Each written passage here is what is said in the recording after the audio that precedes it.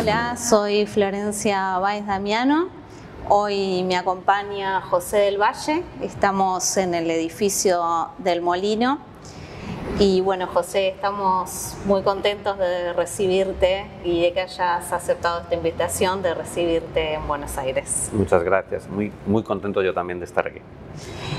José del Valle es profesor titular de Lingüística Hispánica en la Universidad Pública de Nueva York.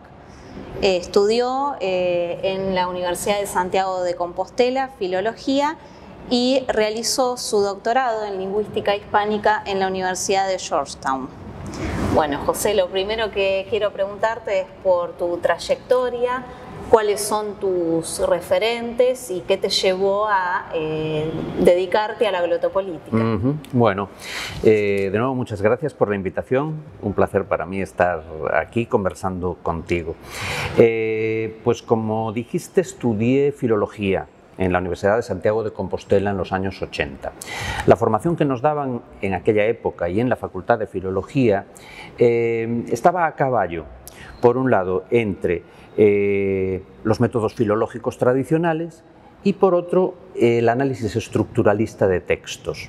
En relación con el estudio del lenguaje, lo que predominaba era un abordaje funcionalista, siguiendo la escuela del funcionalismo español de Emilio Alarcos. Recuerdo perfectamente el contraste que había entre el modo en que la lengua se estudiaba en la universidad, en la Facultad de Filología, altamente cientifista, partiendo de un proceso de objetivación y distanciamiento de la lengua con respecto al observador, un contraste entre eso y la realidad glotopolítica de la Galicia de los años 80, en la que yo nací, en la que yo viví, en la que yo estudié hasta ese momento. A partir de la Constitución del 78 y unos años después la aprobación de los Estatutos de Autonomía de Galicia, esta comunidad pasa a ser oficialmente bilingüe. Quiere esto decir que el gallego empieza a instalarse en distintos ámbitos de la sociedad y por lo tanto existen una serie de intensos debates en la sociedad gallega que tienen que ver con la lengua y con su relativa posición y con su relevancia política, ¿no?, en el devenir político de Galicia y de España. Entonces, digamos que hay una separación, una escisión entre la experiencia sociolingüística y el estudio desde el ámbito universitario del lenguaje. Al irme a estudiar a Estados Unidos a finales de los años 80, donde hice un máster y luego hice el doctorado, ahí me familiarizo con la sociolingüística, una disciplina que apenas tenía presencia en la Facultad de Filología de Santiago de Compostela en los años 80. Entonces, al formarme, al adquirir una formación en sociolingüística variacionista o dialectología social, ¿no?, en el análisis del discurso, también en la historiografía lingüística, en la historia de las ideas lingüísticas, voy desarrollando una serie de herramientas, voy haciéndome con una serie de herramientas que me permiten reflexionar sobre aquella experiencia que yo había vivido en la Galicia de los años 80, ¿no?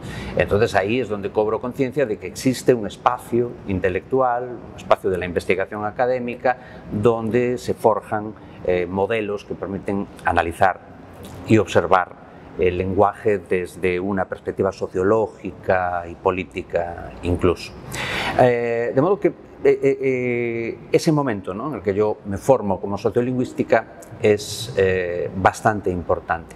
Pero la clave va a ser el encuentro a principios de los 90, creo que fue en el año 92 o 93, primero con un libro que se titulaba en inglés Ideologies of Language, Ideologías del lenguaje, editado por dos lingüistas estadounidenses, en el cual pues, se abordaba la historia de las ideas lingüísticas, pero desde una perspectiva no positivista.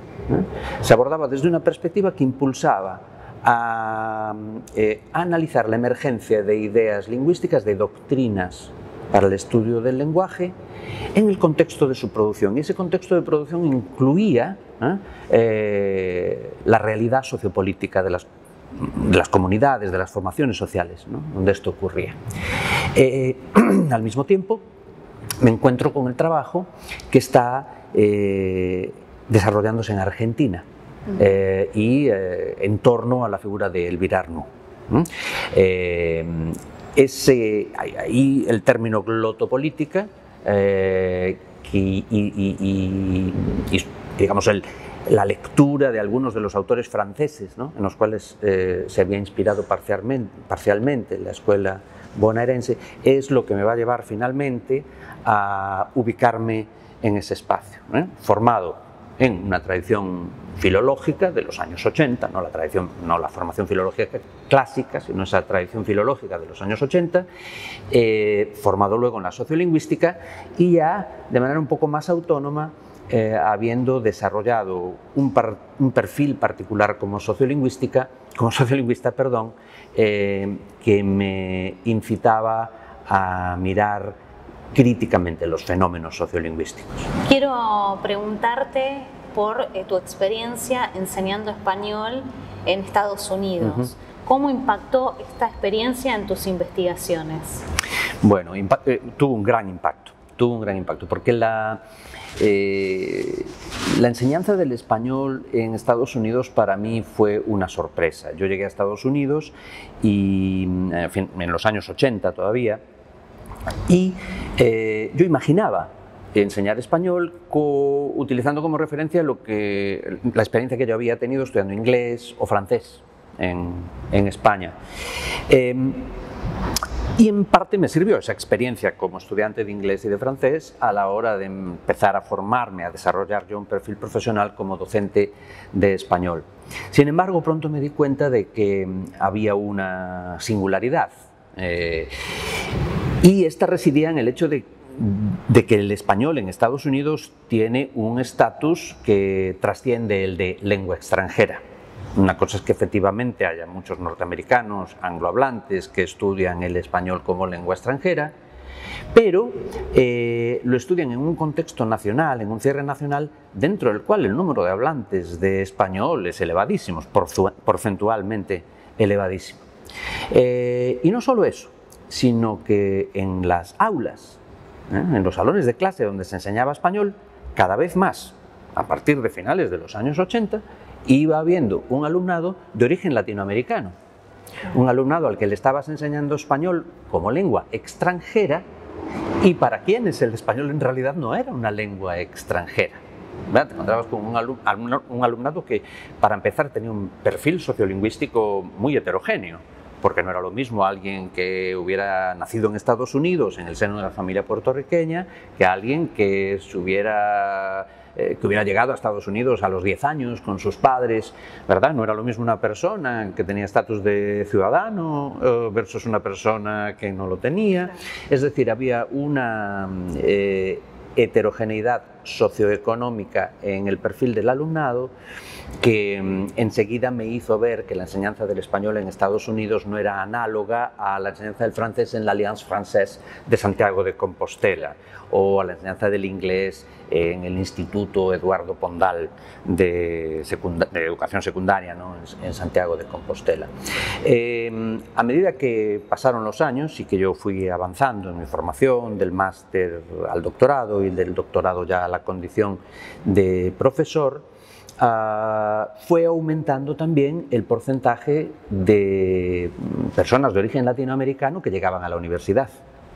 Y por lo tanto, el problema entendido como desafío pedagógico, como desafío intelectual, de articular modelos de enseñanza del español orientados hacia este alumnado, fue adquiriendo prominencia. Entonces, claro, mi condición de sociolingüista y mi interés por la relación entre el lenguaje y la política se iba nutriendo de experiencias que yo tenía en el aula, ¿verdad? Y a la vez mi acción pedagógica iba alimentándose de mis conocimientos de sociolingüística y de la relación entre el lenguaje y la política. Entonces, la enseñanza del español en Estados Unidos para mí fue una experiencia profesional muy importante a múltiples niveles, incluido el intelectual, porque era una experiencia que yo entendía que para abordar con profesionalismo tenía que estar sometiendo constantemente a un examen intelectual. Y esto estaba directísimamente relacionado con mi condición de sociolingüística y con mi interés por la relación entre lenguaje y política. ¿Qué implica adoptar un enfoque glotopolítico? Y principalmente quería preguntarte si la glotopolítica es un enfoque, es una perspectiva o son términos que pueden utilizarse como sinónimos. Sí, yo creo que pueden utilizarse como sinónimos. La palabra enfoque se la he oído utilizar sobre todo a Daniela Lauría, de la Escuela de Buenos Aires. La palabra perspectiva yo trato de ser consistente en el uso de la palabra perspectiva, con relativo éxito, porque a veces se me escapa mirada o se me escapa alguna otra. Importa menos qué palabra utilicemos como lo que queremos decir sobre lo que significa trabajar glotopolíticamente, ¿no? Yo creo que tanto Daniela Lauría como yo lo que pretendemos expresar al utilizar palabras como enfoque o perspectiva es que nuestra mirada sociolingüística responde a una ubicación. Responde a una ubicación intelectual, así como una ubicación social, así como una ubicación política. ¿Qué quiero decir con esto? Que cuando hablamos de la glotopolítica como perspectiva, primero, estamos reconociendo la posibilidad de que la mirada glotopolítica sea adoptada por personas que están ubicadas en disciplinas distintas. No hay que ser sociolingüista para adoptar una mirada glotopolítica. Hay historiadores que adoptan una mirada glotopolítica, hay antropólogas que adoptan una mirada glotopolítica, hay filósofas que adoptan una mirada glotopolítica. Entonces eso es lo primero. Es algo que se sobrepone a la ubicación disciplinaria. Ahora, ¿qué caracteriza esa mirada glotopolítica? Ya sea desde la filosofía, desde la antropología, desde la sociolingüística. La convicción de que existen ciertos procesos sociales que solo se pueden explicar cabalmente si reconocemos que lo político y lo lingüístico resultan inseparables. De ahí que yo hable de perspectiva. Te ubicas en un lugar, adoptas una posición y la adoptas ¿para qué? Para poder ver ciertos fenómenos que tienen al menos una dimensión que es simultáneamente política y lingüística. Enfoque vendría a ser lo mismo. Enfocas tu mirada hacia un punto, aquel en el que se ve la operación conjunta entre lo político y lo lingüístico. ¿Acaso enfoque sea un poco mejor que perspectiva? Por si acaso perspectiva alguien la pudiera interpretar como un término matemático, ¿no? En la medida en que es una perspectiva es objetiva. No, para nada se pretende transmitir la idea de que una mirada glotopolítica es una mirada que está, digamos, que tiene un poder, un valor universal, digamos, ¿no? La mirada, el ojo, está situado en un lugar. Y creo que tanto perspectiva como enfoque pretenden justamente transmitir esa idea, que adoptamos una posición con la intención de que desde ahí se manifiesten las dimensiones de un fenómeno social, de un proceso social, en las cuales lo político y lo lingüístico operan conjuntamente. Bueno, ¿qué diferencias hay entre la glotopolítica y la sociolingüística crítica? Pues mira, la sociolingüística crítica está ubicada dentro de una disciplina, que es la sociolingüística. Ocurre que existen muchas manifestaciones de la sociolingüística, es decir, de esta disciplina que estudia el lenguaje como práctica social. Y una de esas manifestaciones de la sociolingüística es la que se ha adjetivado como crítica. Lo que yo diría es que la sociolingüística crítica es una sociolingüística que adopta una perspectiva glotopolítica o adopta un enfoque glotopolítico.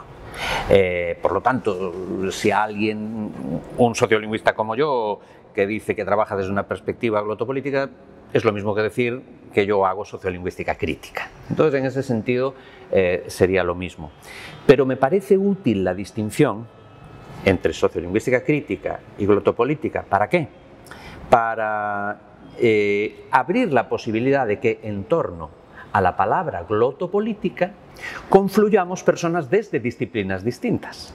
No solo sociolingüistas, sino también antropólogas, filósofas, sociólogos, politólogos.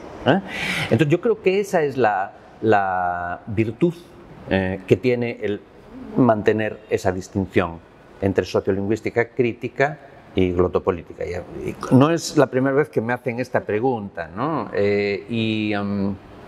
Incluso personas muy comprometidas con su identidad como sociolingüistas críticos parecen un poco perturbados por la emergencia de la palabra glotopolítica. No, y bueno, pues que se tranquilicen, que no se preocupe, que todo está bien. Yo soy un sociolingüista crítico, y eso significa que adopto una perspectiva glotopolítica. Pero si no les gusta la palabra glotopolítica, pues no tienen que usarla. En definitiva, lo que hay detrás de la perspectiva glotopolítica, de la adopción de una perspectiva crítica en la sociolingüística, es una vocación por poner la producción de conocimiento al servicio del estudio de la desigualdad, de lo que produce y reproduce la desigualdad. Y al mismo tiempo un interés por el modo en que se lucha contra la producción y reproducción de desigualdad. Digamos que hemos entendido en un sentido amplio, ¿no? La palabra crítico está inscrita en la perspectiva glotopolítica. Bueno, recién mencionabas esta idea de lo crítico, ¿no? ¿Qué implica adoptar una mirada crítica o adoptar una pedagogía crítica en la enseñanza de las lenguas? Es terrible adoptar un posicionamiento crítico. ¿Por qué? Porque tenemos que cuestionar prácticamente todo lo que hemos aprendido sobre lo que es una lengua y sobre lo que es enseñar una lengua. Yo aprendí francés, yo aprendí inglés, estudié alemán e italiano, no llegando a aprenderlas más allá de un nivel bastante elemental, y siempre entendí que aprender francés, o inglés, o alemán, o italiano era internalizar una gramática. Es decir, la escena pedagógica consistía en que ahí hay una persona y aquí hay unos materiales pedagógicos en los cuales reside un saber, que es la gramática del francés o la gramática del inglés, y mi responsabilidad como estudiante es internalizarla. Y claro, mi experiencia como docente de español en Estados Unidos, de lo que hablábamos antes, me llevó a reconceptualizar de manera radical lo que significa aprender una lengua. Una lengua, hoy por hoy, yo la entiendo como un artefacto cultural. Como un artefacto cultural armado, construido, a partir de unos procesos que llevan a que prácticas lingüísticas, sociales, cristalicen, vayan cristalizando, vayan fijándose en términos relativos. Pero implica la intervención de una serie de instrumentos, como pueden ser los diccionarios, los manuales de gramática, los prontuarios ortográficos, etcétera, etcétera. Entonces, enseñar una lengua, para mí ahora, ya no es enseñar una gramática, sino que es enseñarles a los estudiantes cómo se ha desarrollado y cómo funciona socialmente este artefacto cultural, ¿ya? Hay quien me dice, uff, pero eso es muy difícil, ¿cómo vas a explicarle a los estudiantes la variación dialectal y sociolectal? ¿Cómo vas a explicarles que existen unas variedades del español estigmatizadas y otras no estigmatizadas? ¿Es muy difícil? Sí, claro que es muy difícil, pero es más fácil que aprender a usar el subjuntivo en cláusulas subordinadas de relativo, en cláusulas nominales, en cláusulas adjetivales. No, es simplemente que tenemos que construir una pedagogía armada sobre no el concepto de gramática como estructura formal, sino sobre el concepto de la lengua como artefacto cultural que funciona en contextos sociales precisos.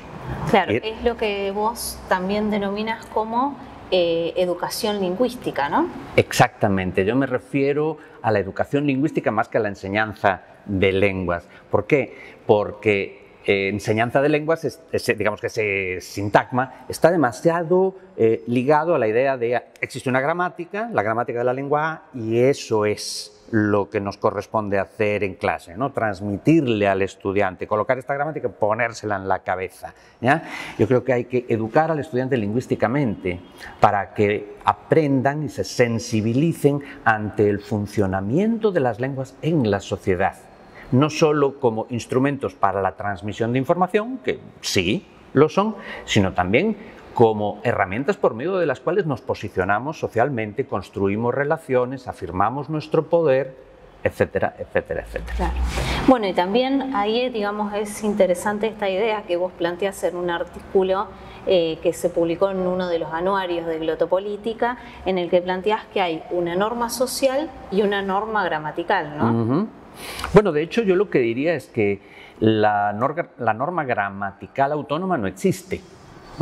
Porque la norma gramatical se constituye socialmente, no se constituye de manera, digamos, con autonomía de la intervención de los seres humanos, no se constituye con autonomía con respecto a gente hablando, o gente escribiendo, o gente enseñando. Lo que sí que creo que es importante distinguir es, por un lado, la normatividad como una característica del lenguaje, como un fenómeno inherente al lenguaje. Nunca hablamos en un vacío social, aunque estemos solos en nuestro cuarto. Nunca hablamos en un vacío social. Toda enunciación está mediada por una historia de enunciaciones previas y por una expectativa de cómo quien nos escucha va a percibir, reaccionar a nuestro enunciado. Eso es un universo normativo. Y ahí no hay nadie diciéndonos tienes que hablar así, tienes que hablar así. No. Eso es que la praxis social es normativa, por necesidad.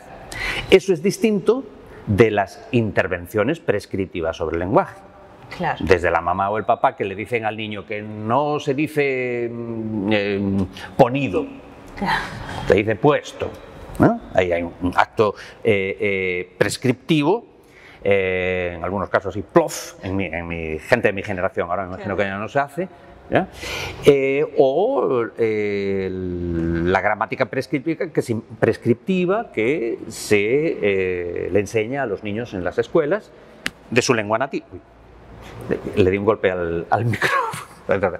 A la gramática prescriptiva que se le enseña a los niños en las escuelas de su propia lengua nativa, ¿no? Entonces ahí también hay un esto se dice, esto no se dice, es el appendix probi, ¿no? La gramática como appendix probi, esto se dice, esto no se dice, esto se dice, esto no se dice, esto es de brutos, decir tal expresión es de gente ignorante, Entonces ahí ya existen sí una serie de dispositivos que de manera muy explícita imponen normas, en algunos casos incluso adoptando medidas coercitivas. Si hablas de esa manera, pues no te doy el trabajo, ¿ya? Y en el caso ideal, hegemónicamente, donde nosotros mismos internalizamos que ciertas expresiones que a veces se nos cuelan están mal, ¿ya? Entonces, digamos, es el poder Foucaultiano, ¿no? Está inscrito en nuestro propio cuerpo. ¿Pensás que hay un desplazamiento o un corrimiento de la perspectiva política o crítica en las instituciones educativas? Sí, Sí, estoy convencido, es decir, lo he experimentado en múltiples ocasiones. Mira, yo diría que una primera zona de exclusión se ubica en la propia lingüística como disciplina. Si nos centramos en el siglo XX, digamos a partir del curso de Lingüística General y la identificación del paradigma de análisis lingüístico que ahí se propone como paradigma dominante, un paradigma, digamos, sobre el cual se va a constituir la lingüística como disciplina. Si nos centramos ahí, pues vemos que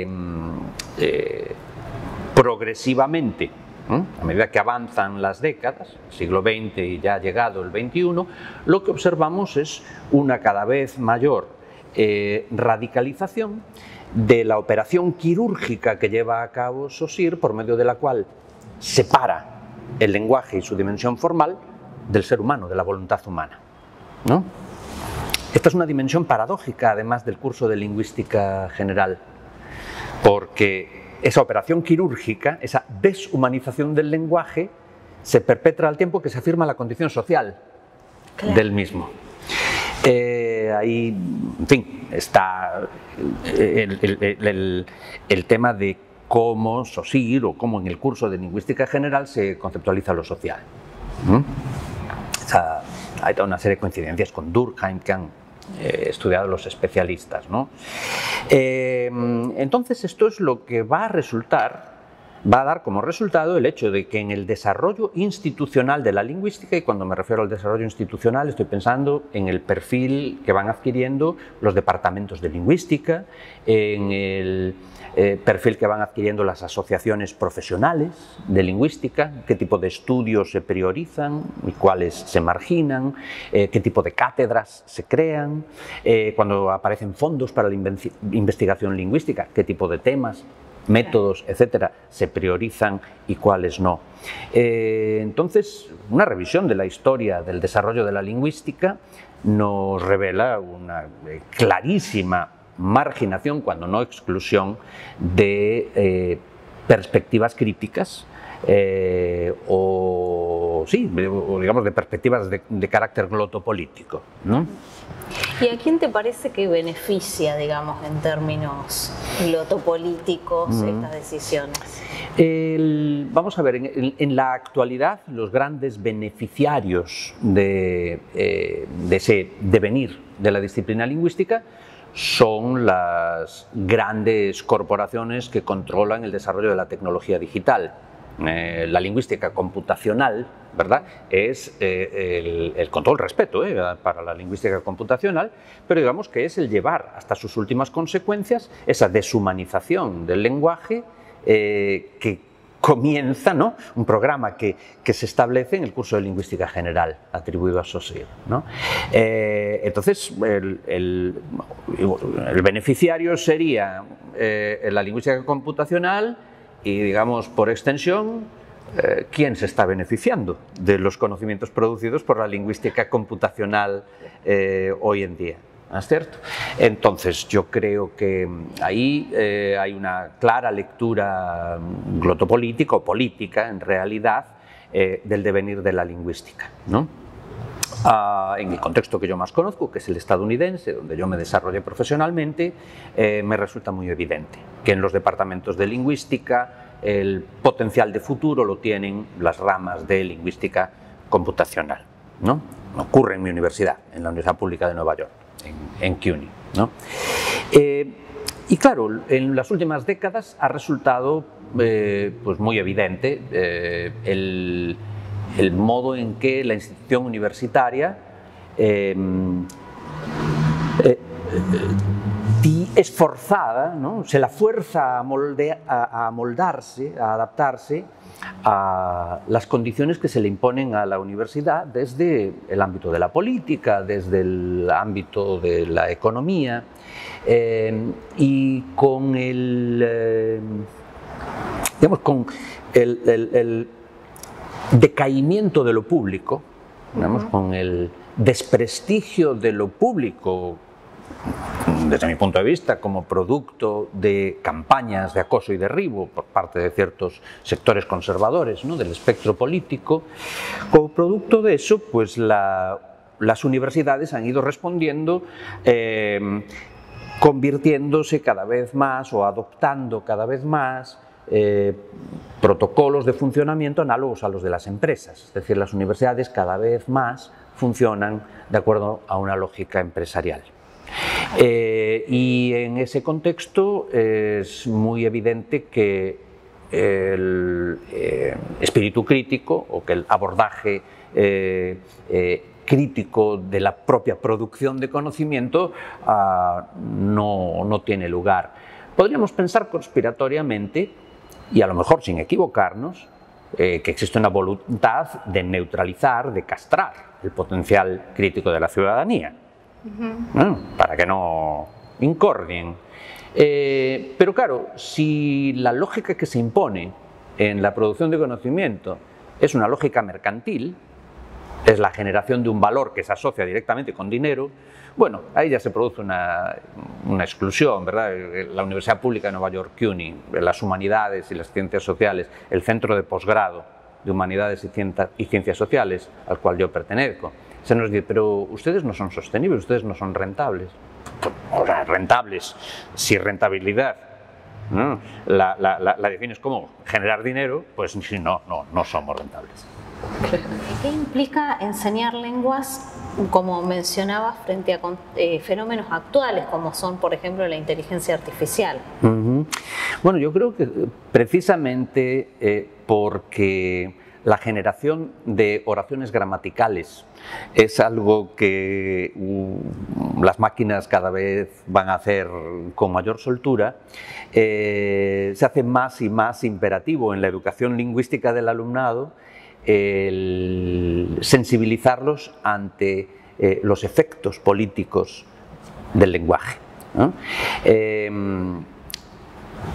Ya viajar al extranjero hoy día con un telefonito que contiene unas aplicaciones que te permiten hablarle en tu propia lengua y resolver, digamos, ciertas necesidades comunicativas básicas, bueno, pues eso es algo que los métodos llamados comunicativos de los años 80 promovían, ¿no? Esta idea, además de la educación lingüística del estudiante entendida como su preparación para que sea un consumidor global, ¿no?, un turista y viajero.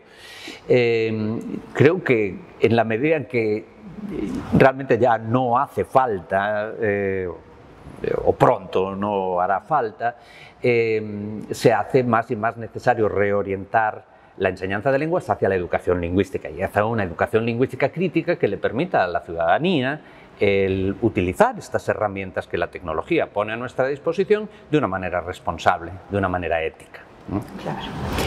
Bueno, por último quiero preguntarte cuáles son los desafíos actuales, bueno, algunos fuiste mencionando, para la glotopolítica.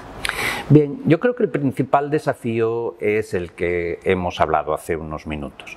El principal desafío está en que el devenir de la lingüística en el seno de la institución universitaria es hostil. Es hostil a la sociolingüística y es hostil a una sociolingüística crítica, ¿no? Por lo tanto, el desafío actual es el de ver cómo se lucha dentro de la propia institución universitaria porque lleguemos a un punto en el que se valore la sociolingüística crítica, que se valore la perspectiva glotopolítica. E insisto, esto nos afecta a los sociolingüistas, les afecta a los filósofos, les afecta a las antropólogas. Entonces es interesante, es importante, diría yo, estratégicamente, el construir alianzas estratégicas, complicidad con las otras disciplinas, porque están afectadas por ese mismo, por esos mismos criterios que nos desplazan, ¿no? Entonces, uno de los desafíos es ver cómo luchar dentro de la propia institucionalidad universitaria y cómo construir complicidades y alianzas, lo cual no es fácil. ¿Por qué? Porque las propias estructuras nos separan, nos ponen a competir a los unos con las otras, ¿no? Y el otro desafío es el de identificar en qué zonas de la sociedad, afuera de la universidad, se puede acoger el pensamiento glotopolítico.